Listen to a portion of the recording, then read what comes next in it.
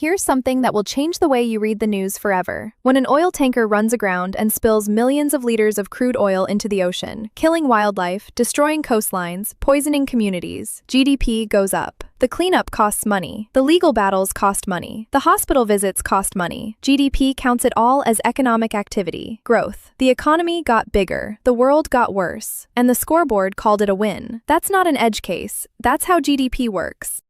GDP was designed to measure wartime production capacity. It counts all monetary transactions as positive. It has no mechanism for distinguishing between things that make life better and things that make life worse. Here are some other things that make GDP go up. Rising rates of depression and anxiety. Therapy costs money. Divorce. Legal fees. 2 households instead of 1. Obesity. Food sales. Healthcare costs. The weight loss industry. Traffic jams. Fuel consumption. Infrastructure spending. Natural disasters. Rebuilding costs. Rising prison populations. Construction. Staffing. Legal costs.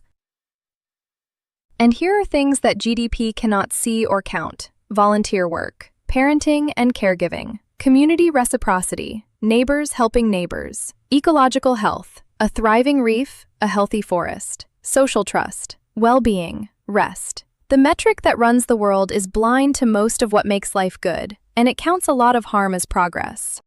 The degrowth critique here isn't ideological, it's mathematical. You get what you measure. If governments optimize for GDP growth, they will make decisions that grow GDP, regardless of whether those decisions make lives better or the planet healthier. That's not corruption. It's incentive design. And we've designed our political incentives around the wrong metric. What would different metrics look like? Economists and policymakers have been developing alternatives for decades. The Human Development Index, created by the UN in 1990, combines life expectancy, education, and income. Already a much richer picture. The Genuine Progress Indicator, GPI, adjusts GDP to account for inequality, adds the value of unpaid work and volunteer time, and subtracts the costs of crime, pollution, and resource depletion. When you calculate GPI for most wealthy nations, it peaked in the 1970s and has flatlined or declined since, even as GDP kept climbing.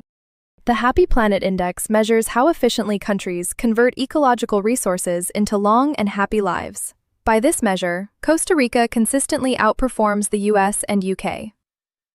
New Zealand's Treasury now formally incorporates well-being into budget decisions. Scotland, Iceland, and Wales formed the Wellbeing Economy Governments Network, WEGo, specifically to share approaches to governing beyond GDP. None of this is utopia. It's governance evolution. It's what happens when you ask better questions. Next time you hear a politician say the economy is growing, ask, growing what exactly? For whom? At what cost? That's not cynicism. That's literacy. Economic literacy means understanding what the numbers are and aren't measuring. Once you have it, you can't unhave it. You start to hear what's missing from every news bulletin that leads with GDP figures. The number went up. Did your life get better? Did your community get healthier? Did the planet have a better year? Those are the questions a better economy would be able to answer. The final video in the Foundation series next. We've covered what degrowth is, where growth orthodoxy came from, what the donut framework offers, and why our main measure is broken. Next, what would an economy of enough actually look like in practice? It's the hopeful one. Subscribe and I'll see you there.